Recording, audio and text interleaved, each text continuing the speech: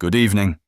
Tonight we travel to a small island off the northeast coast of England, a place called Lindisfarne, and to a single summer's day, more than 1200 years ago. The year is 793. For the monks who lived here, it would begin like any other morning.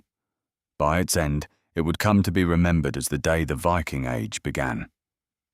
So, settle in, and let the tide come in slowly. There is no need to hurry through this. We will walk the years of the Northmen together, night after night, and every long road has to start somewhere. This one starts on a quiet island, in the last calm days before the storm. Lindisfarne was no ordinary place. It was among the holiest sites in all of Britain, a monastery founded a century and a half earlier by St. Aidan, and made famous by St. Cuthbert, whose body was said to lie here untouched by decay. Pilgrims came from across the land to be near it. Within its walls, the monks kept to the slow rhythm of prayer and labour that had shaped their days for generations. They rose in darkness to sing. They tended their gardens and their animals, and by candlelight they copied scripture onto calfskin, page by patient page, keeping learning alive through an uncertain age. It was a place of great wealth, though not the kind you might expect. Its treasure was sacred: golden reliquaries, jewelled bindings, silver vessels for the altar, and it was, above all, undefended. It had no walls built for war, and no soldiers. Its safety had always rested on something simpler: the belief that no one would dare raise a hand against the house of God. The chroniclers who recorded these years remembered that the signs had come first. In the annals of Northumbria, it was written that terrible portents appeared over the land that year: great flashes of lightning, whirlwinds, and fiery dragons seen flying through the air.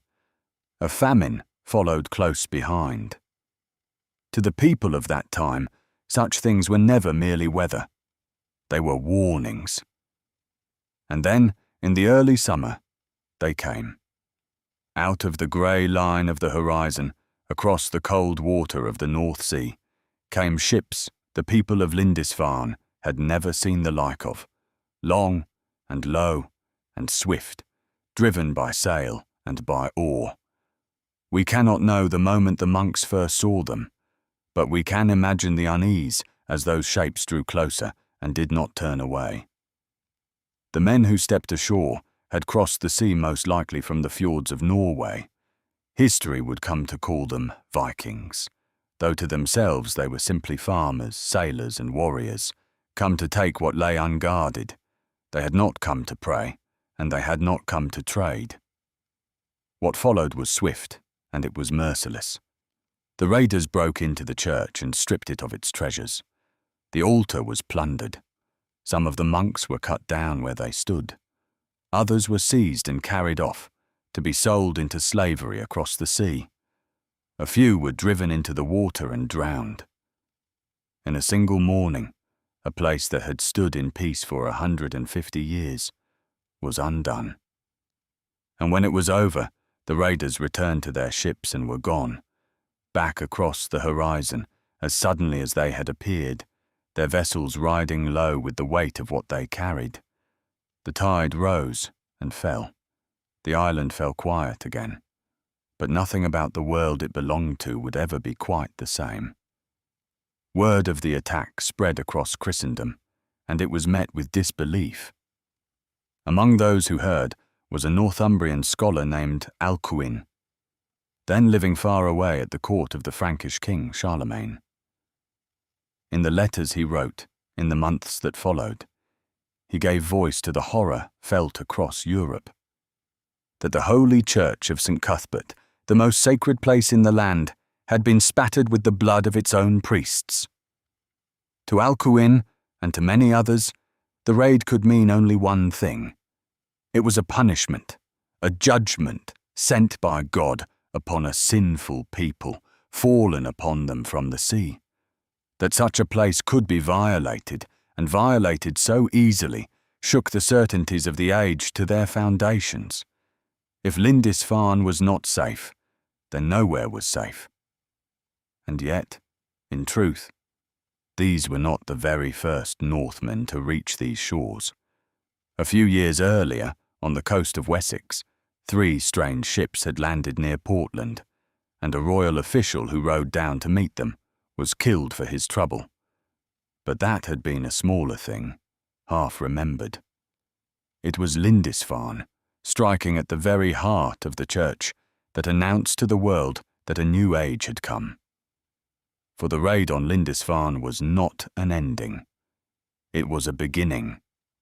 What came in the years and the decades that followed was not a single storm, but a rising tide, raid after raid along the coasts of Britain, of Ireland, of Francia, striking without warning and vanishing back to the sea before any defence could be raised. In time, the raiders would become more than raiders. They would come not only to plunder, but to remain, to settle and farm and trade and rule. They would reshape the map of Europe, found towns and kingdoms, and cross oceans that no one before them had dared to cross. But all of that still lay in the darkness ahead. For now, in the summer of 793, it had begun, not with an army, not with a conquest, but with a single burning morning, on a small and holy island at the far edge of the world. Tonight, the island is quiet once more. The tide moves in across the sand, as it has for 1,000 years and more, covering the causeway, closing Lindisfarne off from the world. The monks are long gone. The ships are long gone. Only the story remains. And it is only beginning. So, act now. Let the tide come in, the will follow where it leads, in the nights to come.